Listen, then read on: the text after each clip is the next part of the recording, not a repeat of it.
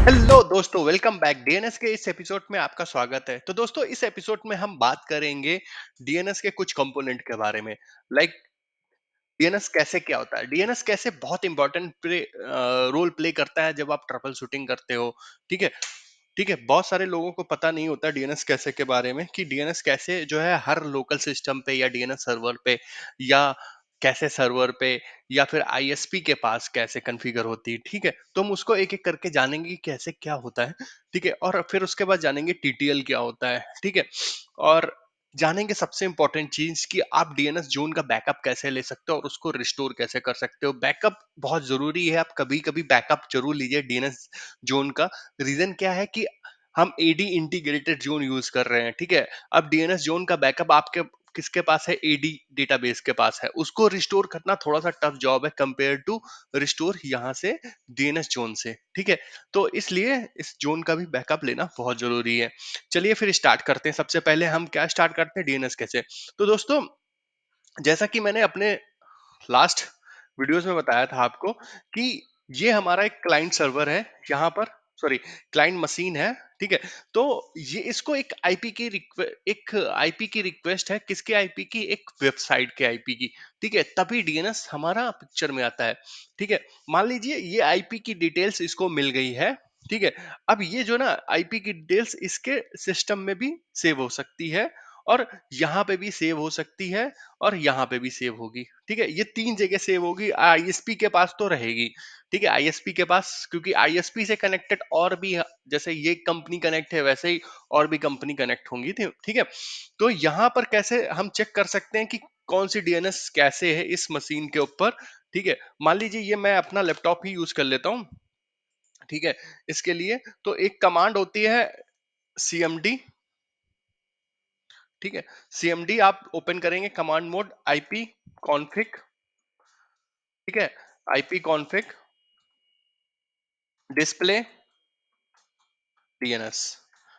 यहां पर IP config display DNS में आप दे सकते हो एक, मैं फिर से कमांड इनकरेक्ट हो गई, तो मैं इसको फिर से आईपी कॉन्फ़िग।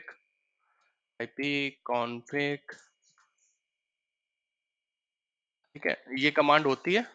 ठीक है, तो आप यहाँ पे देख सकते हो ये सारे के सारे कैसे सर्वर्स, सॉरी, कैसे डीएनएस कैसे की डिटेल्स यहाँ पर आ गई। आप नाम देख सकते हो वेबसाइट का, और उसका आईपी देख सकते हो।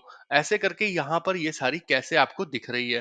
ठीक है, तो ये आपको समझ में आ गया, यहाँ पे होती है। अगर हमें ट्रबल शूटिंग के पर्पज के लिए क्या यूज करते हैं, मान लीजिए आपके इंटरनल में कोई लोकल वेबसाइट है और आप उसका आईपी आपने उसका चेंज किया है, और यूजर फेस जो क्लाइंट फेस कर रहे हैं कि जो है वो रिजॉल्व नहीं हो रहा है, तो आप डीएनएस कैसे क्लियर कर सकते हो किसी भी लोकल मशीन का।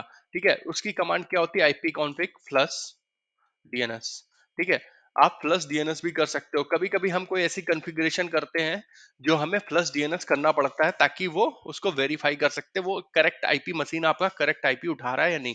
ठीक है, तो ये आपने देख लिया, यहाँ पर होती है। ठीक है, अब यहाँ पर भी एक डीएनएस कैसे बनती है, वो कैसे बनती है वो भी हम देख लेते हैं सर्वर के ऊपर।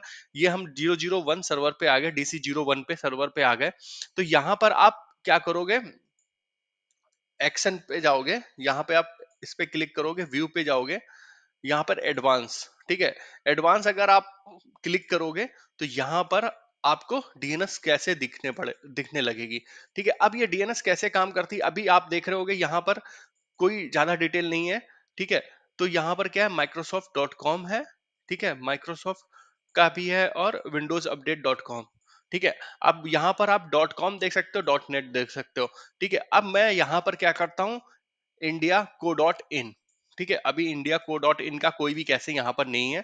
मैं यहाँ पर इंडिया को डॉट इन करता हूँ। ठीक है, तो ये इतने सारे आईपीस मिले मुझे इंडिया को डॉट इन के। अगर मैं इसको रिफ्रेश कर देता हूँ फिर से, ठीक है, तो आप क्या देखोगे, यहाँ पर रिफ्रेश करने के बाद फिर से आपको एडवांस पे ही क्लिक करना होगा।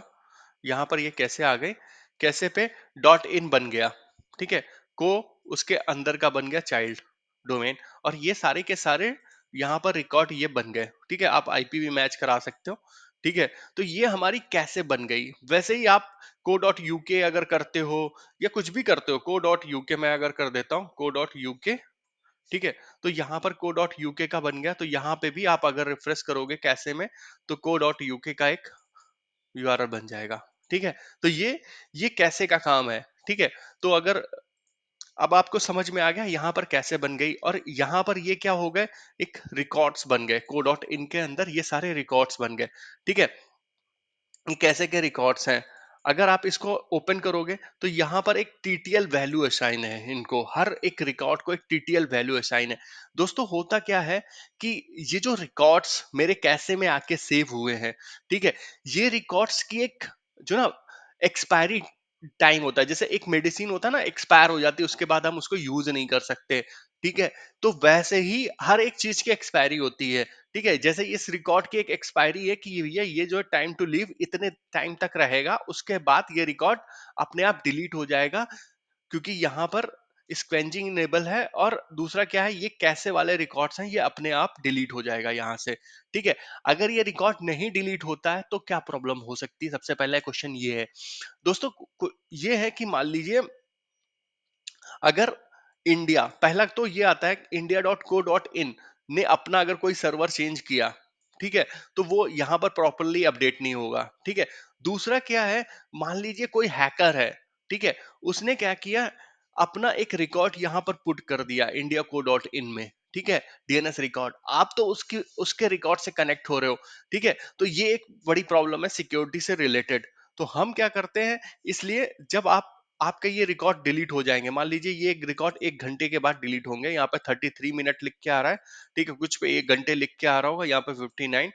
ठीक है, ये IPv6 के रिकॉर्ड है और ये IPv4 के हैं। ठीक है, अगर मैं इन रिकॉर्ड को डिलीट कर देता हूँ, ठीक है, ये रिकॉर्ड मेरे सारे डिलीट हो गए। अगर मैं फिर से को डॉट इंडिया को रन करता हूं, तो ये रिकॉर्ड फिर से यहाँ पर क्रिएट हो जाएंगे, मुझे रिफ्रेश करना पड़ेगा। ये देखिए यहाँ पर फिर से रिकॉर्ड क्रिएट हो गया, और इसके ऊपर 59 टाइम स्टैम्प फिर से आ गया। ठीक है, अब अगर आप थोड़ा सा वेट करोगे तो ये 58 भी हो जाएगा। ठीक है, तो ये टाइम जो ना घटता रहेगा, 1 घंटे के बाद ये रिकॉर्ड अपने आप डिलीट हो जाएंगे यहाँ से। अब जब फिर से आप को डॉट इन ट्रिगर करोगे, तो ये रिकॉर्ड फिर से बन जाएंगे। ठीक है, अब देखिए यहाँ पर ये अगर आप थोड़ा सा वेट करना पड़ेगा, उसके लिए रिफ्रेश भी करना पड़ेगा इसकी टाइम स्टैम्प वैल्यू के लिए। ठीक है, अब ये देखिए यहाँ पर टाइम कम हो रहा है, 59.31 हो गया। तो ये अब आपको समझ में आ गया टाइम टू लीव क्या होता है। ठीक है, कि यहाँ पर जो इसको टाइम मिला है, ये उस टाइम तक ये रिकॉर्ड लीव रहेगा, मतलब जिंदा रहेगा। ठीक है, उसके बाद ये अपने आप डिलीट हो जाएगा। अब ये क्वेश्चन ठीक है। आता है कि इस रिकॉर्ड को हम कॉन्फ़िगर कैसे करते हैं।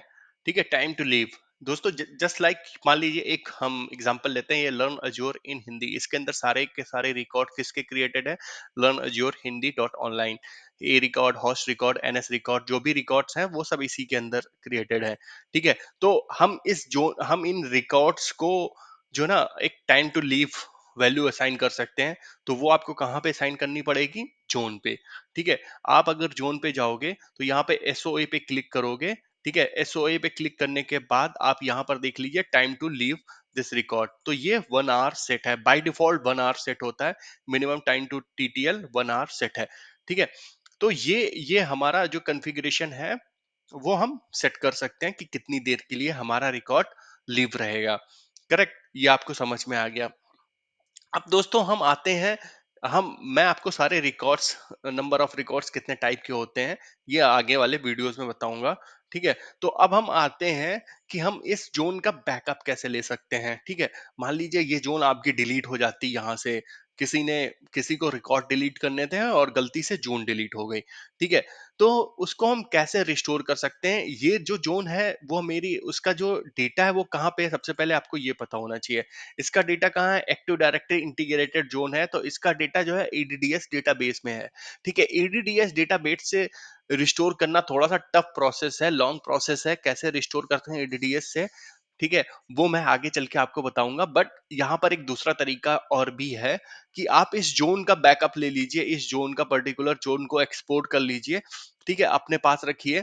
आप इसको जो ना टास्क शेड्यूलर में भी लगा सकते हो, शेड्यूल कर सकते हो कि हर 3 दिन या 5 दिन, 10 दिन, हर week, depend on the your organisation, कि हमें इसका बैकअप लेना है हर जोन्स का। ठीक है? ताकि अगर फ्यूचर में कभी कोई गलती कर दे, ह्यूमन एरर हो जाए, ठीक है? तो हम इसको रिस्टोर कर सकते हैं। ठीक है, तो सबसे पहले हम देखते हैं इसका बैकअप कैसे ले सकते हैं। उसके लिए आपको एक कमांड दी है माइक्रोसॉफ्ट ने, डीएनएस सीएमडी। ठीक है, डीएनएस सीएमडी आप टाइप करोगे यहाँ पर, डीएनएस सीएमडी। ठीक है, तो यहाँ पर जैसे ही आप इंटर करोगे ये बहुत सारी चीजें आपको मिल जाएंगी। ठीक है, डीएनएस सीएमडी टाइप करने के बाद आपको उसका यूजेस भी मिल जाएगा, कैसे हम यूज करते हैं। ठीक है, यहाँ पर एक कमांड इन्फो है। ठीक है, ये आप देख सकते हो, यहाँ पर एक कमांड है, जोन एक्सपोर्ट जोन। ठीक है, जोन एक्सपोर्ट करके एक कमांड होगी यहाँ पर। अ, ये है जोन एक्सपोर्ट। ठीक है, हम पहले इस जोन को एक्सपोर्ट करेंगे।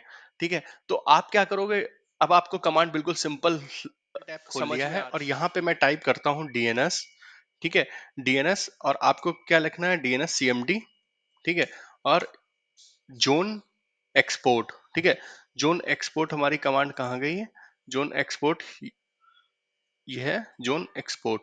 ठीक है, जोन एक्सपोर्ट यहाँ पे लिखना है, जोन EXPORT। ठीक है, अभी हम क्या करने जा रहे हैं, हम जोन को एक्सपोर्ट करने जा रहे हैं। ठीक है, उसका बैकअप लेने जा रहे हैं। ठीक है, और अभी हमारे पास कौन कौन सी जोन्स हैं, हमारे पास दोस्तों यहाँ पे 3 जोन्स हैं, ABC और लर्न अजोर। ठीक है, ठीक है, उसके बाद हम क्या करेंगे, जोन एक्सपोर्ट लिखने के बाद आपको क्या है, उस जोन का नाम लिखना होगा। ये हमारी जोन का नाम है, लर्न अज्योर हिंदी। ठीक है, फिर उसके बाद आपको क्या करना होगा दोस्तों, उसके बाद जो है उस जिसका जिस जोन का हम बैकअप लेने जा रहे हैं, इस जोन का बैकअप लेने जा रहे हैं, ठीक है, उसका नाम लिखना होगा। तो यहाँ पर आपके आपके पास दो तरीके हैं, कि इसको मैं फिर से कॉपी कर लेता हूँ, यहीं पे पेस्ट कर दूंगा। ठीक है, तो आप यहाँ पे क्या कर सकते हो,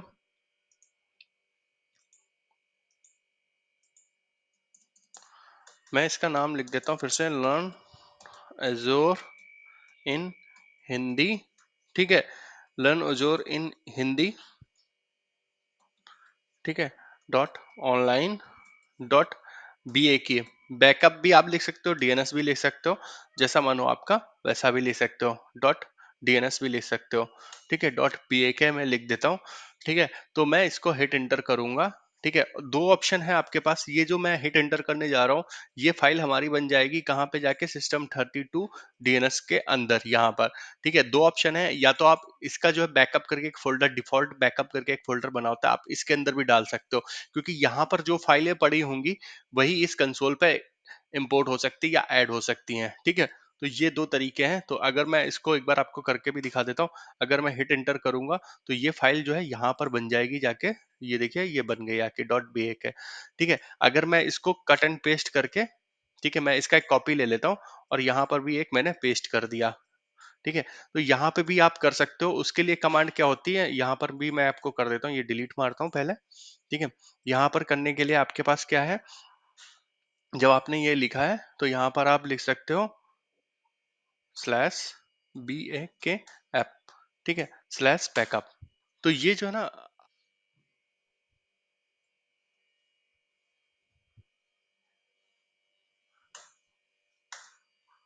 ठीक है दोस्तों, तो ये हमारा हो गया यहाँ पर।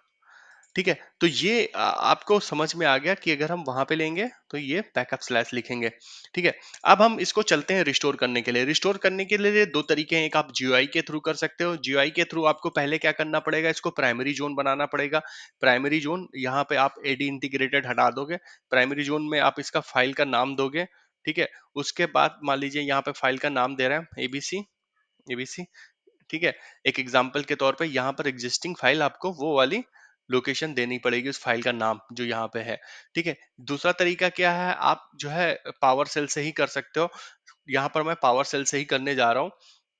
ठीक है, तो दूसरे तरीके से पावर सेल से थ्रू भी कर सकते हो। यहाँ पर देखिए मेरे पास दो फाइल्स हैं, एक ये फाइल्स है जिसको मैं ऐड करूंगा या इंपोर्ट करूंगा, और दूसरी फाइल बैकअप के तौर पे मैंने यहाँ पे रखी हुई है। अगर कोई गलती हो जाती या मिस्टेक हो जाती तो मेरे पास जोन अवेलेबल रहेगी। तो आप भी यही करना, दो फाइल इसकी बना लेना। ठीक है, ये एक्टिविटी करने से पहले, या फिर अगर प्रोडक्शन में कर रहे हो तो बहुत ही केयरफुली ये एक्टिविटी करना, ताकि आपकी जोन सलामत रहे, डिलीट ना हो। ठीक है, तो यहाँ पर मैं क्या करने जा रहा हूँ दोस्तों, DNS CMD को मैं फिर से यूज करूंगा।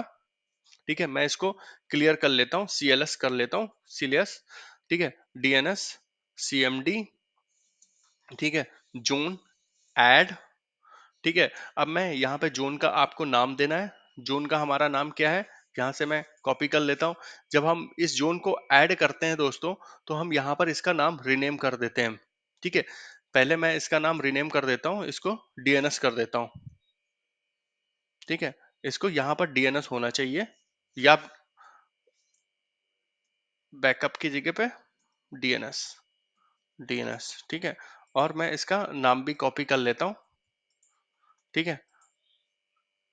तो ये मैं इसको चेंज कर दिया मैंने। जैसे आप DNS करोगे ये TXT में ओपन होने लगेगी, ठीक है। तो आप यहाँ पर क्या कर सकते हो, यहाँ पर आप इसका नाम दोगे, यहाँ पर जोन का हमने नाम देना है, ठीक है। फिर लोकेशन देनी है हमें, ठीक है। अब जोन हमें यहाँ पर नाम देना है। अगर हमें AD इंटीग्रेटेड बनाना है, तो यहाँ पर आप लिखोगे DS प्राइमरी, ठीक है, ठीक है, DS प्राइमरी। या अगर आपको प्राइमरी बनाना है, तो आप प्राइमरी लिख सकते हो, ठीक है। उसके बाद आप क्या लिखोगे, फाइल, ठीक है, फाइल। और फिर उसके बाद जो है उस जो जोन का नाम है उसका नाम आप दो, मतलब DNS के साथ में हमें यहाँ पे देना पड़ेगा, ठीक है। और फिर उसके साथ में स्पेस लोड, ठीक है। तो ये हो गई हमारी DNS CMD, सॉरी, ये यहाँ पर DNS CMD, ये हो गई हमारी कमांड। तो ये हमारी क्रिएटिंग जोन इन बिल्डिंग डायरेक्टरी पार्टीशन, ठीक है। DNS जोन ऑलरेडी एग्जिस्ट, ठीक है। ये जोन पहले से ही ऑलरेडी एग्जिस्ट है, ये क्रिएशन करने जा रहा है। अब मैं इस जोन को डिलीट करने जा रहा हूँ यहाँ से, ठीक है। ये हमारी प्राइमरी जोन है इस डोमेन के लिए, ठीक है। तो हमें मेक श्योर करना है, और इस पे कितने सारे रिकॉर्ड्स हैं ये भी मुझे मेक श्योर करने हैं कि ये सारे रिकॉर्ड्स आ जाए, ठीक है। तो मैं इसका यहाँ पर एक स्नैपिंग ले लेता हूँ, ताकि हम वेरीफाई भी कर सकें कि सारे के सारे रिकॉर्ड आए हैं, ठीक है। ये भी हमारे लिए इम्पोर्टेंट है। तो ये मैंने स्नैपिंग ली, और इसको फिर से मैं अब इसको डिलीट करने जा रहा हूँ, डिलीट करने जा रहा हूँ, या हम इसको रीनेम भी कर सकते हैं, ठीक है। फॉर दी रीनेम का कोई ऑप्शन नहीं है, तो मैं इसको डिलीट ही करने जा रहा हूँ, ठीक है। तो ये जोन डिलीट हो गई। अब मैं इसको रिस्टोर करने जा रहा हूँ यहाँ से। तो हम इसको फिर से इस कमांड को रन करेंगे, और ये कमांड हमारी सक्सेसफुली रन हो गई, ठीक है। अब हम इसको वेरीफाई कर लेते हैं, इसको रिफ्रेश करेंगे तो ये जोन आ गई वापस, और इसमें रिकॉर्ड्स हमें नहीं दिख रहे हैं, ठीक है। अगर आप AD इंटीग्रेटेड जोन करते हो, तो दोस्तों रिकॉर्ड्स हमेशा मिस हो जाते हैं, ठीक है। वो थोड़ा सा टाइम लेते हैं अपडेट होने में, बट मैं आपको सजेस्ट करना चाहूंगा, इसको आप डिलीट करके हम इसको प्राइमरी करते हैं, ठीक है। अगर आप प्राइमरी करोगे, तो आपको सारे के सारे रिकॉर्ड यहाँ से दिखेंगे, ठीक है। हम इसको प्राइमरी करते हैं, यहाँ पे DS हटा के इसको हम प्राइमरी जोन से ऐड करते हैं, ठीक है। अब मैंने इसको प्राइमरी से ऐड किया है। अब हम देखते हैं क्या चेंजेस होते हैं, ठीक है। ये जोन आ गए फिर से, और सारे के सारे रिकॉर्ड्स भी आ गए। तो हम इसको क्या करेंगे, अब अगर आप इस जोन पे सिलेक्ट करोगे, क्लिक करोगे, तो यहाँ पर आपको ये दिख रही होगी प्राइमरी। हम इसको AD इंटीग्रेटेड में अब यहाँ से चेंज करते हैं, ठीक है। तो ये दोस्तों आपको यहाँ पे इसको सिक्योर जोन में भी कन्वर्ट करना होगा, सिक्योर ओनली पे, ठीक है। क्योंकि अब ये AD इंटीग्रेटेड हो गई है, तो आप इसको अप्लाई और ओके कर सकते हो, ठीक है। अगर आपको ये सारे ऑपरेटर देखने हैं कि ये प्राइमरी है या सेकेंडरी है, ठीक है, तो आप यहाँ पर ऐसे भी टाइप कर सकते हो, ठीक है। तो ये आपको यहाँ पर ये ऑपरेटर्स मिल जाएंगे, ठीक है। कि DS प्राइमरी का मतलब हो गया DS इंटीग्रेटेड प्राइमरी जोन, ठीक है। प्राइमरी का मतलब हो गया प्राइमरी जो मैंने आपको पढ़ाया था, सेकेंडरी स्टेप भी बना सकते हो, ठीक है। तो ये सारी की सारी चीजें आपको समझ में आ गई। अगर आपके कोई भी क्वेश्चंस हो, तो कृपया मुझे कमेंट बॉक्स में बताएं। बट मैं आपको रिकमेंडेशन करूंगा कि जो है कि आप इसका बैकअप जरूर लेके रखें, ठीक है। टास्क शेड्यूलर के थ्रू आप इस स्क्रिप्ट को लगा भी सकते हैं, जोन को जो है बैकअप लेने के लिए। और वो अगर आपको नहीं पता है टास्क शेड्यूलर के थ्रू हम कैसे कर सकते हैं, तो कृपया मुझे कमेंट बॉक्स में बताएं। मैं उसके पे एक वीडियो बनाऊंगा जो आपके साथ शेयर करूंगा। Thank you.